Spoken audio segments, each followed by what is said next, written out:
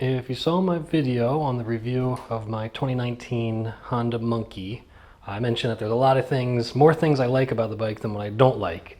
But one of the things I don't like are these stock mirrors. These mirrors add around 9 inches to the height of the bike, which is otherwise 30 something inches tall. So it adds a significant amount of height, which I don't like. So I'm gonna take them off and I'm gonna put bar end mirrors on.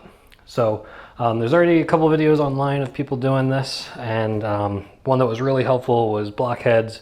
He did it on a Grom. It's pretty much the same process for the Monkey. I think, in fact, the only difference that I noticed is that on the Monkey, the tip is chrome, and on the Grom, it's black. Other than that, functionally, it's just the same, so you can watch his video as well.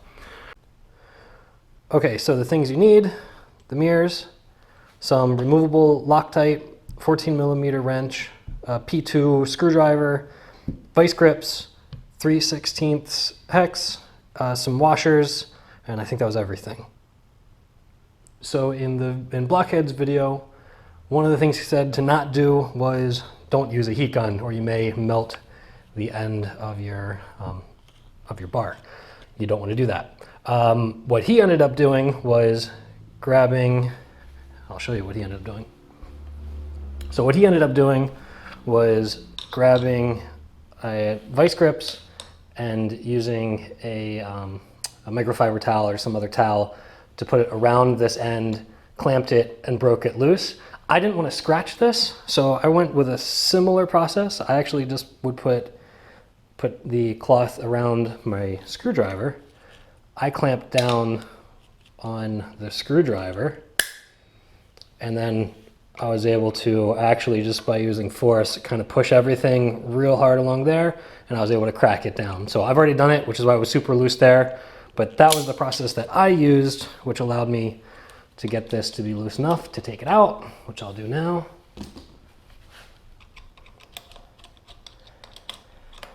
So the screw comes right on out.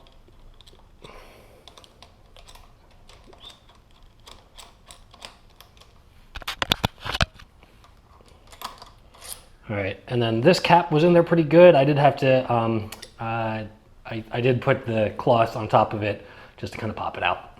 I grabbed it with some pliers. Okay, so that is your bar end. I also, I did measure all of these to get just the right size washer. So again, I've got the link down in the description to get the exact right size washer. I'll also type out what the inner dimension and outer dimension is of the washers that I am using. All right, so one decision that you need to make is whether or not you want the mirrors to be facing up on the ends, or if you want it to be facing down on the end. I personally think that down on the end will look cooler. Might not be quite as functional as up, but I'm gonna try it with down first. So let's go ahead and get that going. So the first thing you need to do, the mirrors that I've got or that I got off of Amazon come with this, so we can move. Basically, you can just move it up and down on this little ball joint.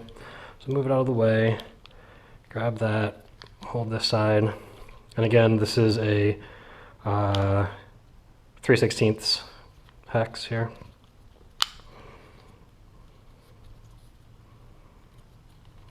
Let's get that off. Okay. Okay, I am not going to be using any of this hardware. I'm going to be reusing the stock bolt as well as a bunch of washers. So in my case, it's 5 washers. So, all right, so once you get the washers on, you want to put on a little bit of thread locker. Okay. That's probably a little bit more than you really need. Oops. Close that up. All right, so I've got the 5 washers. I've got some thread locker. I want my mirrors facing down. So I'm gonna pop it in and screw it on.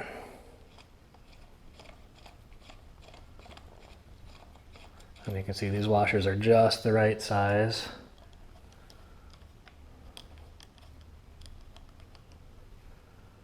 Okay, and I'm not gonna get it super tight because I'm gonna do a little fine tuning once I'm up on the bike.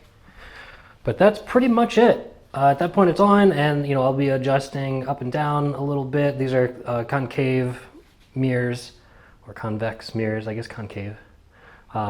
Anyway, they'll make it so that I can see a little bit wider angle here, and you can already see just by looking at it, it's farther out than the stock one is already, especially when I'm going to be riding, holding the handlebars straight. So that's pretty much done. Now I'll show you guys how to remove the stock mirrors. What you need is your trusty 14 millimeter wrench. So first thing you do, I'll put the wrench out of the way. First thing you do is just pop this rubber thing off. These are reverse threaded, so instead of righty-tighty, it's going to be righty-loosey, which I really don't like, but that's the way it is. So, righty-loosey. Oops, moved it a little. Let me get it back in frame for you. Okay. So now that's loose.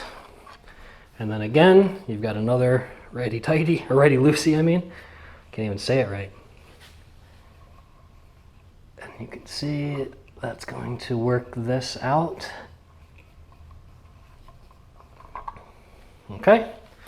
And then you're left with just this, this little holder, which is fine for now. I'm probably going to leave this in there for right now. I'll eventually find a cap for this. I'm sure that there's some options out there. If I find one before I post this video, I'll put a link to it as well in the thread. But anyway, you can see here, that just pops right out.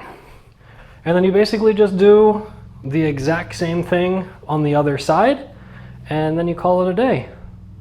So with the magic of the internet and video editing, I will just have it done in 3, 2, 1. And there you go. Done with the install.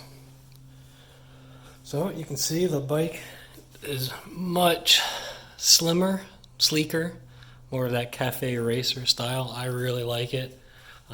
With the washers here, I do have a little tiny bit of a gap, but that's okay. One thing I didn't mention while I was working on this side is you do want to make sure that you've got your washers here. You got to make sure that you can still release your throttle and that it doesn't move at all. You want to make sure that the throttle snaps back and that the mirror doesn't move.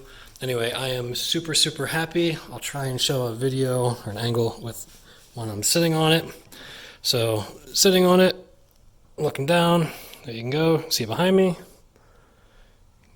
See behind me. Love it. Hope this was helpful for at least somebody. All right, take care. Okay, see ya.